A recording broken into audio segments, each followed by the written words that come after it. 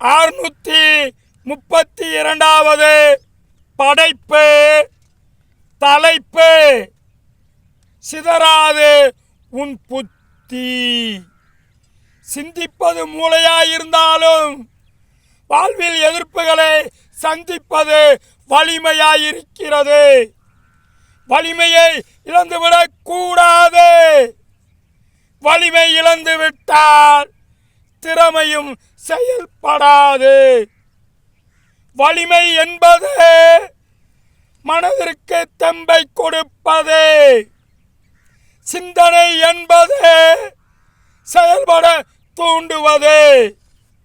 சிந்தனையும் வலிமையும் சேர்ந்தால் அது வெற்றிகளை பறைசாட்டுவது. வெற்றிக்கு சிந்தனையும் செயலும் முன்னோட்டம். இவைகள் இணைந்தால் வெற்றி கொண்டாட்டம். ஆனாலும் வெற்றி என்பது புலி. அதை பொறுமையாயிருந்து பிடி. பொறுமைதான் வெற்றியை பிடிக்கும் வழி.